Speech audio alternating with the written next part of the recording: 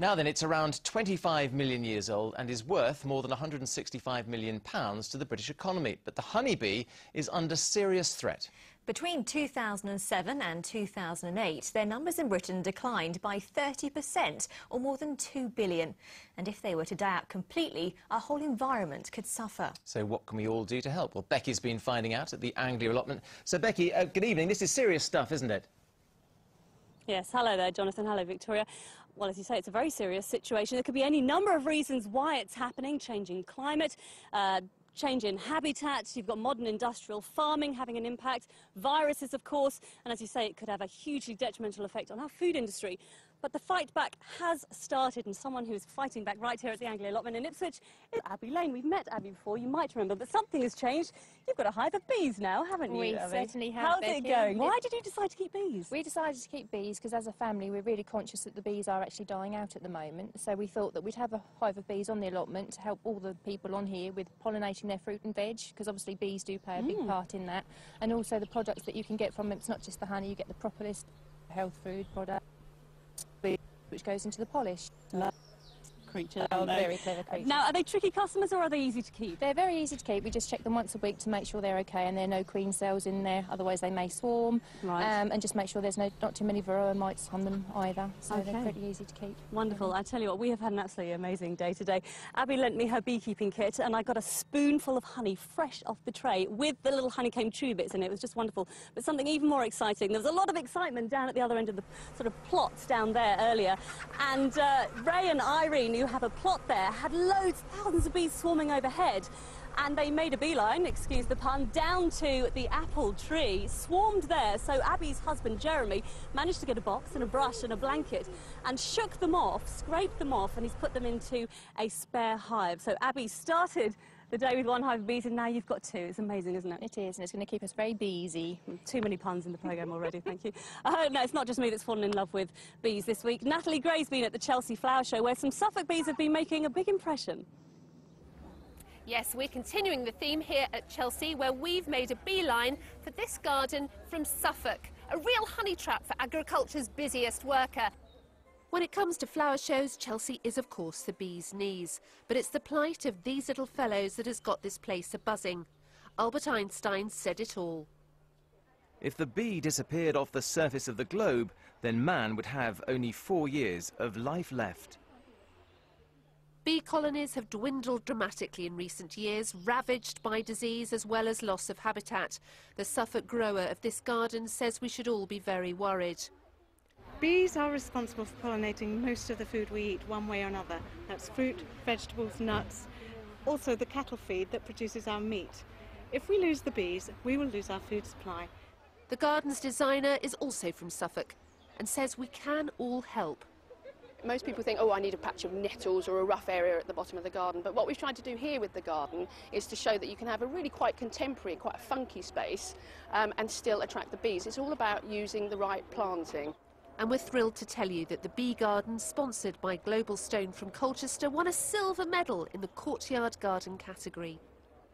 Another silver medal went to the Victorian Aviary Garden by Philippa Pearson, one of only 2 female designers of the 15 main show gardens here.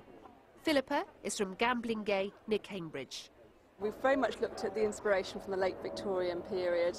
Beautiful aviary, which is over at Wadston Manor in Buckinghamshire, sort of designed it based on that, and lots and lots of colour, because, you know, only woman gardener here, one of 2, we need to have lots of colour.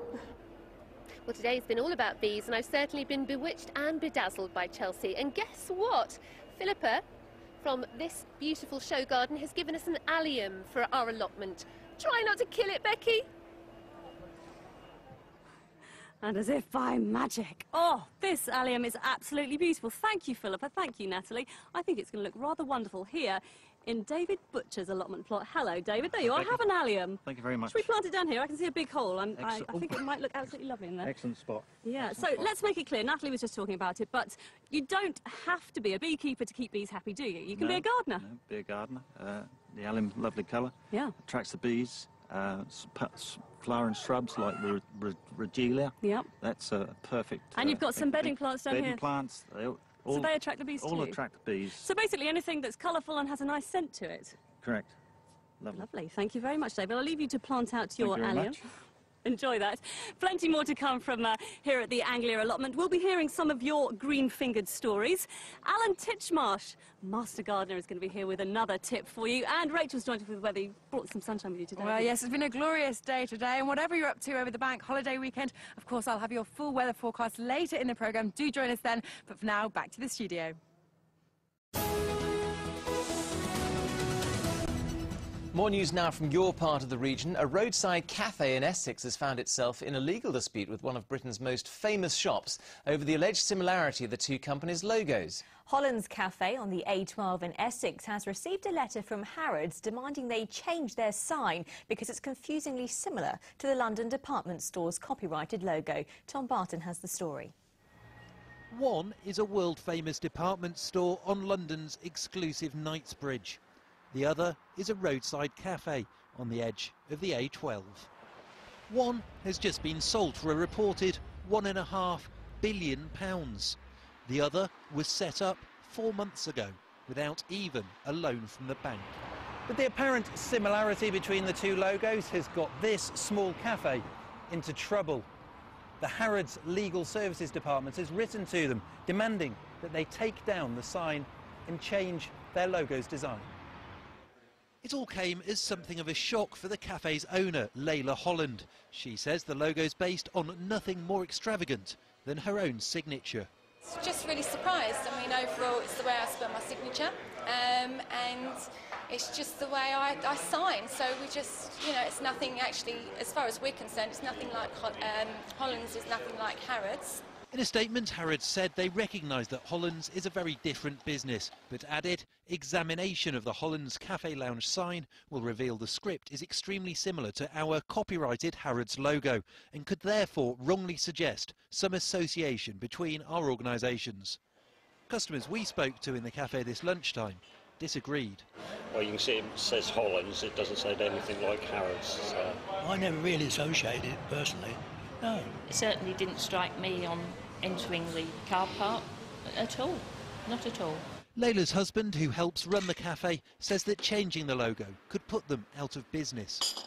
The way that the letter's worded and the changing of the logo and the menus, the website, everything that we've branded the name of the company, if that was to have to be changed, that would have serious implications on the financial basis of the company. The Hollands have been told they have until Monday to change the cafe's logo. They say they have no intention of doing so. Tom Barton, Anglia News on the A12 in Rivenhall. The family of former King's Lynn Mayoress Judith Daubney have paid tribute to a supportive and inspirational mother following her death on Wednesday. She suffered fatal injuries after she was knocked down by a dustbin lorry on Railway Road in the town on Wednesday afternoon. Her family say she touched the lives of all who she met, and she will be greatly missed.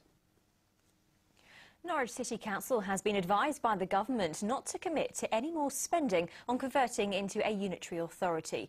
It comes after the new coalition said the plans will be scrapped. So far, the City Council and Norfolk County Council have spent nearly £3 million developing the new structure. Businesses and commuters in Essex, Suffolk and Norfolk could benefit by nearly £4 billion if improvements were made to the Norwich to Liverpool Street railway line. A new report by the East of England Development Agency says improving journey times, increasing capacity and offering facilities such as Wi-Fi access could achieve benefits of £3.7 billion. It's going to be a busy bank holiday weekend, especially in Southend. Organisers have been hard at work today, getting ready for the air show on Sunday. 500,000 people are expected to attend. Well, one of the star attractions will be the Blades aerobatic display team. We sent Rhiannon Mills along for a taste.